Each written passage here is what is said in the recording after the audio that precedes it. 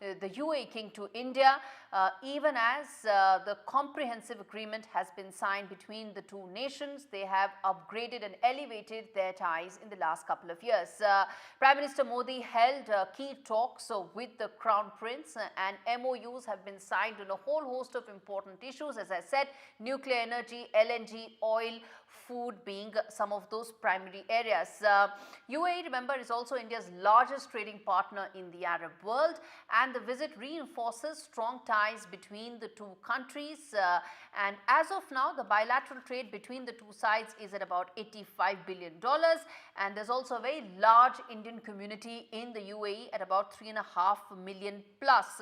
It is one of the top 4 FDI sources in India, and which is why this meeting is very important. But there's also another side to it, and I'm going to talk about that and then get in my colleague Ghazali as well, Mohammad Ghazali, to fill us in with the details of this visit. But first up, I want to also tell you that why is this entire push to the Middle East making so much sense for India.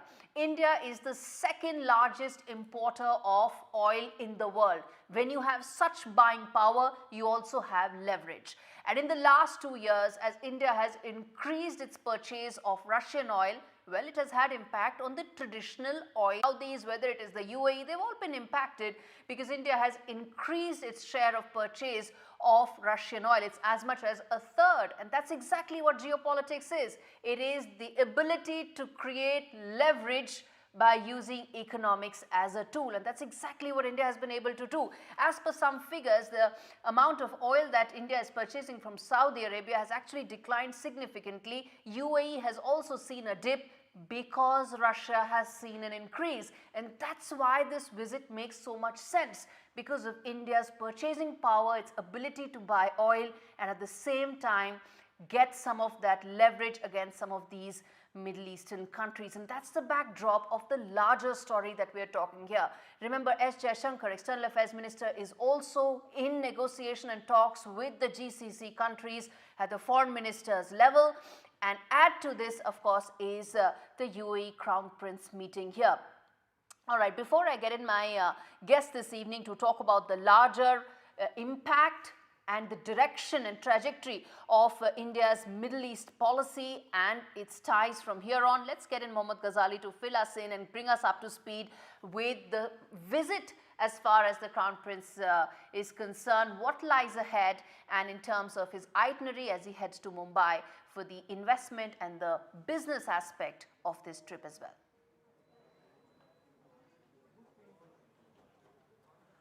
So the Crown Prince of UAE has arrived here in India. He held a meeting with the Prime Minister, and then they had signed 4 MOUs. One was related to nuclear energy. Then we had this liquefied natural gas or LNG supply to India from Abu Dhabi, and other sectors, like there has been an MOU which has been signed between Gujarat and Gujarat government and Abu Dhabi for development of food parks as well. But besides that, the itinerary includes that tomorrow Crown Prince and his own business delegation will travel to Mumbai, the financial capital of India, and there is a business summit or a conclave which he will be attending. And why this is very significant, as you rightly pointed out, besides trade ties, investment and energy needs of India, and which is complemented by UAE. This visit is very significant because by the end of this decade, UAE and India expects the trade and ties to trade investment to be around $100 billion. Now that has only swelled in the last 5 years, and perhaps this meeting will only strengthen and boost our ties, trade ties basically, with the UAE, between India and UAE. And tomorrow that business summit is to be held, which he will be attending. The Crown Prince Sheikh Khalid will be attending that in Mumbai, and there perhaps we'll hear the views of what is his views on his investment in India, UAE companies' investment in India, and India's companies investing in UAE. So both aspects will be clear once in the business summit he addresses the gathering. All right, Mohammad Ghazali, appreciate you joining us with those details. Asif Ramiz Daudi, who's joining us live from Jeddah in Saudi Arabia, and Ambassador Ashok Sajanhar, a former diplomat, with me on the broadcast. Good evening, gentlemen. Thank you for taking out the time. Let me start with you, Ambassador Sajanhar. You know, I was connecting the dots in terms of the larger push for India in the Middle East, and also at a time when it has economic leverage over some of these countries, as I said, because of its purchasing power, its large basket of oil that it imports from its traditional partners. How does that plan out on a larger scale? Connect the dots for us, sir. Yeah, thank you very much, Gaurie. Always a pleasure to be with you. Let me put it this way. Between UAE and India, it's a win-win partnership. And both the countries are very mindful and very respectful for each other's interests and each other's concerns. I think you are very right when you say that the United Arab Emirates is a very significant exporter of oil and natural gas to India. Yeah, UAE being such a large reservoir of fossil fuels, it needs assured markets. And India, as you said, is the second largest importer of oil and gas in the world. We, in fact, import about 85% of our total requirements of oil and more than 40% of our requirements of gas. So I think both are meeting each other's needs. UAE needs assured markets. We need assured sources of supply. In addition to that, there is a huge element of trust and confidence between the two sides. When Prime Minister Modi visited the United Arab Emirates in 2015, his first visit after coming to power, it was the first visit by an Indian Prime Minister after 34 years. And after that, we have never looked back. As you said, it's the sixth or seventh time that Prime Minister Modi has traveled to the United Arab Emirates. I think second only to the United States. He's traveled, I think, more often to the United States only. There are a large number of intergovernmental bodies also that we are multinational bodies that we are members of. It is the I2U2, India, Israel, United Arab Emirates, UAE. We signed a SEPA, the comprehensive. Our exports to the United Arab Emirates are the second highest in the world, next only to the United States at $35 billion. There are 3.5 million Indians who are sending some of the highest remittances to India. Okay. We have about, and the last point, let me make it also very important point, $75 billion. That is what the United Arab Emirates has promised that they are going to invest in India, even in India's infrastructure fund. They have $1 billion that has been invested. So Okay. it's a win-win relationship. And I think the first visit by the UAE Crown Prince will provide a very significant boost to our bilateral and Right. regional ties. Yes, Asif Got it. Ramiz Daudi, come in on the fact, the significance of this visit of UAE Crown Prince in India and the potential that Ambassador Sajjanhar said about the trade potential between the two sides. $100 billion has been said. A lot has been said about the non-oil trade as well. The upside that exists for the non-oil trade, the fact that they are now looking to trade in rupee and dirham and so on and so forth. Talk to us about that potential as far as this partnership is concerned. Well, Gaurie, very well put. I mean, that's a very good question. As far as the significance is concerned, or even the potential, I think this is highly significant visit. If we look at the past, present, and future, we had a glorious past together with all of the GCC countries, we must say, especially when we talk about the United Arab Emirates and Saudi Arabia. These two countries are like, they have even, given the kind of the highest civilian award to our Prime Minister from the UAE and the Saudi Arabia. Now, when it comes to the past, as I said, it was a glorious past. Present is something it has elevated to the extent that we could not even imagine that this will grow in such a way on such a short period of time, especially after the visit of our Prime Minister in 2015. That was after 34 years of gap. Now, as Ambassador Sajjanhar also mentioned, that we did not look back after that. I've been here in this region for over 2 decades, more than 25 years. I have seen myself and experienced that how this relationship has scaled to greater heights. And day by day and day after day, they have some sort of vision. And the kind of vision that these two countries here have, like Saudi Arabia, Vision 2030, and UAE, they have their own vision. And India has its own vision. And that's the reason when you talk about the trade, with the entire Gulf countries council, GCC, these 6 countries, let's say, we have the kind of trade volume is around 185 billion US dollars. And when you talk about the UAE in particular, that is around 85 billion US dollars. And when we are projecting that to be 100 billion by the end of this decade. So when you talk about the potential, the kind of projection that we have with this kind of vision and these kinds of visits, I am sure that in the times to come, within no time frame, like within a couple of years, you will see how this relationship further grows and it benefits both these 3 countries and entire GCC countries. Yeah, Gaurie. Right. Let me just share some details. 184 billion, about 185 billion dollars is the trade total volume of the GCC countries, and the upside to this could be at least 200%, if not more. If some of the large-scale strategic investments and projects that are in the pipeline could take off. Ambassador Sajjanar, in this backdrop of the trade potential, then let me ask you about some of those projects like the I2U2 that have been talked about. How soon do you see them materializing, especially in the midst of the geopolitical tensions that the region is facing? Yeah, so you mentioned about I2U2. Let me also mention about IMEC, that is the India IMEC is the other one. Yes, economic corridor, which was signed last year. But you are very right, Gaurie, when you say that there are the geopolitical tensions in that region, particularly. And we've seen since the 7th of October last year when the Israel-Hamas conflict started. But that notwithstanding, I can see that as far as economic ties between India and the UAE, they have been expanding, they have been growing ever since CEPA was signed in 22.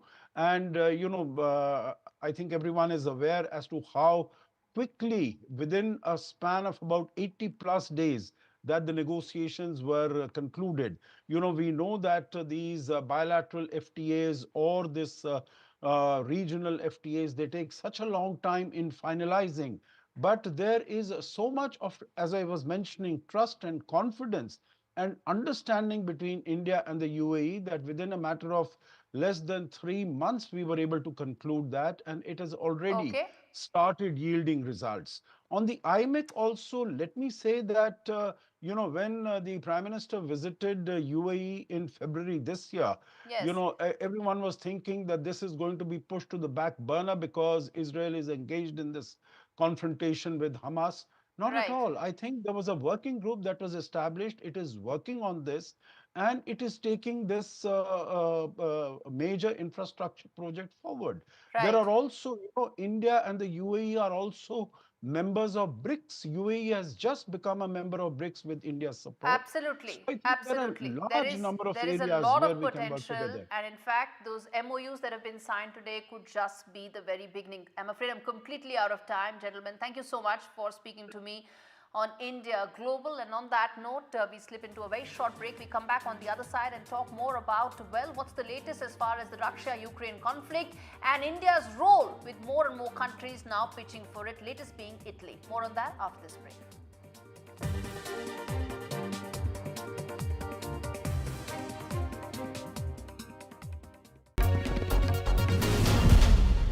Hi, we're talking Lord of the Rings, Rings of Power. You are watching me on NDTV. My name is Arun Singh with JD, the showrunner. And of course, we have supremely talented Markella and Megan. Remitly money transfers keep life moving.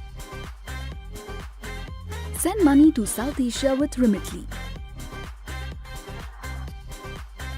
Send money that moves them. Get the Remitly app. Some people think life slows down in your 50s. But I've got a few rounds left to go. And I don't want my lot to have to worry about funeral costs. Let them spend their money on nicer things. So I decided to learn more about over 50s life insurance from Cover Today. Cover Today are the only over 50s life insurer with no waiting period, unlike other insurers who could make you wait up to 2 years for full cover. With Cover Today, you're fully covered from day one. And you're covered for the whole of your life. Plus, unlike other things in life, the price never goes up. Go online or talk to their friendly UK team in just one phone call. Cover Today's life insurer with no waiting period and no annoying trips to the doctors either. Plus, you get your choice of a £125 gift card. Now I'm with Cover Today, I can get on with something much more interesting. To find out more about Cover Today, call our friendly UK team on 0800 380 0060 or visit covertoday.co.uk. Do you need to borrow money for home improvements, a car? Then you've come to the right place. Everyday Loans. Just tell us how much you want to borrow, up to £15,000. At Everyday Loans, we offer a service that's friendly and reliable. Apply online or on your phone. Representative APR 99.9%. Apply now at everydayloans.co.uk. As a dad, I know life's unpredictable. It's all fun and games until it's not. You okay? I want my kids to always be looked after. That's why I'm not putting things off anymore and protecting the life we've built by calling Smart Insurance. Hi, how can I help? Hi, I'd like a quick quote, please. OK, you can choose a benefit amount up to £750,000 depending on your age. Brilliant. If you're a UK resident aged 18 to 64, you can apply with just a few health and lifestyle questions. For £250,000 of cover, the price starts at just £14.77 a month. That's less than I thought. And could help my wife pay off the mortgage. With our Smart Family Guarantee and 99% of claims having been paid, you'll have peace of mind. That's good to know. You'll also receive a 100% advance in the event of terminal illness. And 10% cashback on your first year's premiums. That's the Smart Cashback. Plus, you get your choice of a £125 gift card. Protect the life you've built the smart way. To get a free quote today, call our specialist UK team on 0800 977 6797 or visit smartinsurance.co.uk. The Monopoly game is back at McDonald's. There's more ways to win and over 70 million prizes up for grabs, including 100 grand in cash. McDonald's Monopoly Power Peel. How the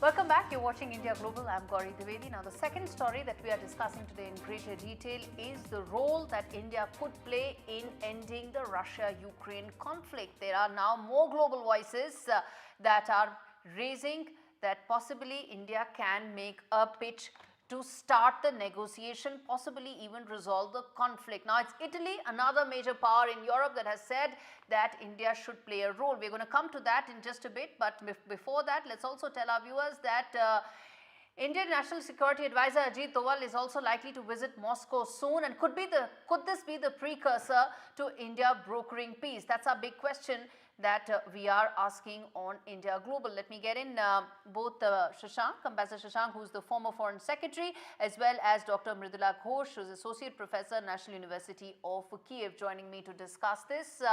And let me just quickly play that and put that graphic on air for our viewers to see, which is what exactly President Putin said and what exactly Giorgia Meloni, the Prime Minister of Italy, is saying when they are both saying that India can play a larger role in terms of mediating. That's what on your screens is what President Putin said at Vladivostok, when he said that India could be one of the partners helping resolve this conflict. And then, of course, there's another global voice coming in. That's Prime Minister of Italy, Giorgia Meloni. All right, Ambassador Shashank, let me start with you, sir. As things stand right now, this comes after Prime Minister Modi's visit to Moscow, followed by his visit to Kiev. And it seemed that there was only a little bit that India could do, probably be at best a bystander. But as things stand right now, India is far more than a bystander and could probably make those initial steps towards a possible peace proposal. Well, India has two roles to play, as seen by the global community. One is that it's a fast emerging economy, which imports almost 80% of its energy requirements from abroad. So therefore, for a very large population of India, we have to ensure that their energy requirements or other food and other security requirements, they are not disturbed in any way. And therefore, India has to play that role in order to show that, yes, we are for peace, for dialogue and diplomacy.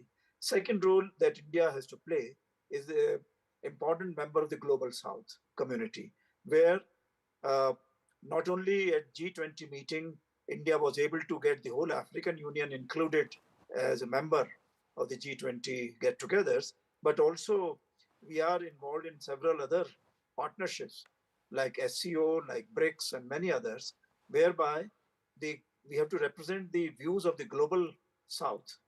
And therefore, while Russia would try to see that, yes, India looks after its interests, which also match with Russian interests, but then they are saying that, well, as a representative of the global South, which they trust very much, they would be willing to see that India can, along with other countries, can play a role. Ukraine also feels the same way. But I think the point is that the Ukrainian people are suffering very much, like the Russian people are also suffering. And therefore, it is for the Ukrainian government and Russian government to decide as to when do they actually want to achieve peace. Absolutely. So India has to create the ground along with the global South. And then we just have to wait and see how the two main adversaries are able to reach that stage. Right. Dr. Ghosh, come in on that is it now up to the leaders of the global South and countries like India that could actually now identify possible peace proposals? Well, I really will welcome such an idea. And even, when our Prime Minister says this is not an era of war, and he reiterates the idea of peace. So from that standpoint, if we can really make a qualitative difference in brokering any such deal between Ukraine and Russia, that would be great. Having said that, I would, however, state that we must be equidistant and we must be very balanced and very neutral. So that should be also the popular perception. Here, the popular perception is a little bit different due to different factors.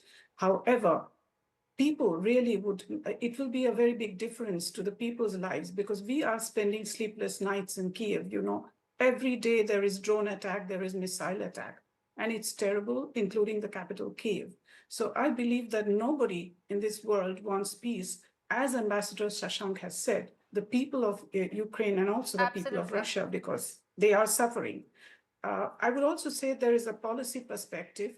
We are having very top-notch people talking to both sides. Yes. And I believe that the impact of our diplomacy, it's a big test for our diplomacy. We can make a sustainable peace, not just supporting only on the Russian side or totally on the Ukrainian side, but remembering that this is an unprovoked war, Okay, let me ask this to Ambassador Shashank, that when we are talking about possible peace proposals or negotiations where India could play a role, how do you see a National Security Advisor's trip to Russia? Because it is being seen as part of a larger push towards peace where India could be a major player.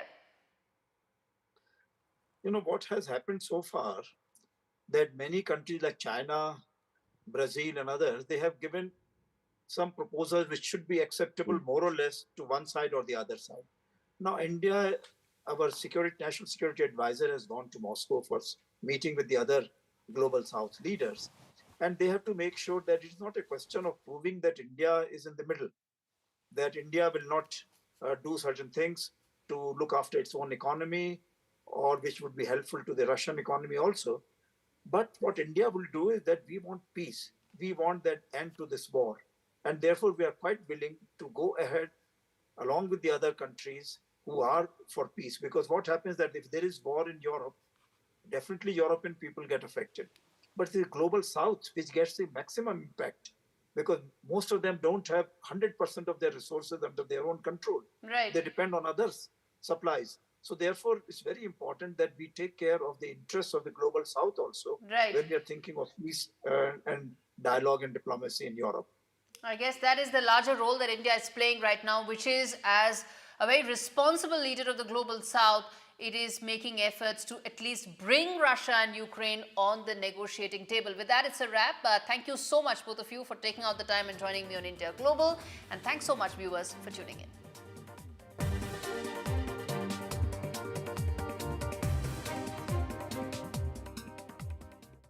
Great tasting coffee shouldn't cost a fortune. That's why McCafe coffees are made with 100% Arabica beans and fresh organic milk and start from only $1.39.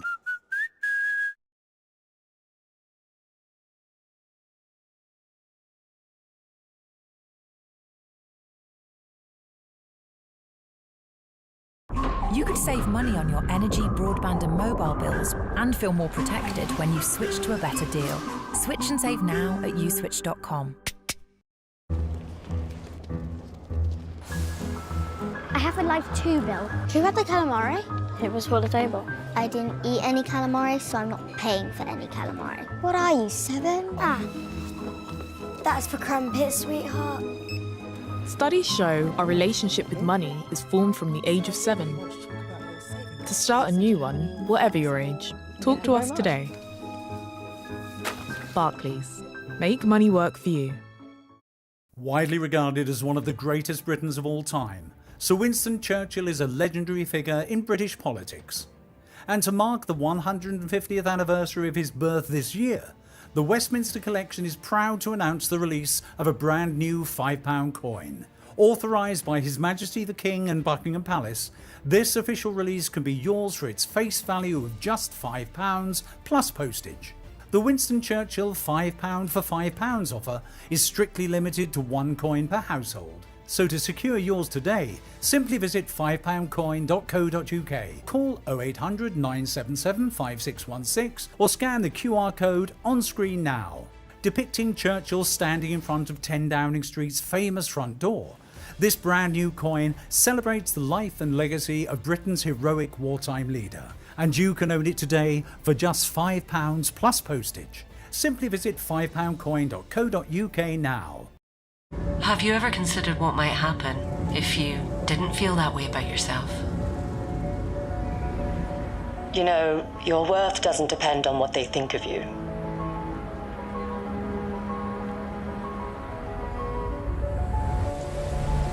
You've come so far.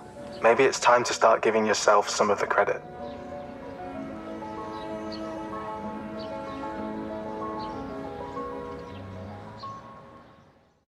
Someone's happy. Get that lucky cow feeling with luckycowbingo.com/bingo, the site that's bursting with beautiful bingo games. 75 ball bingo, even 90 ball bingo.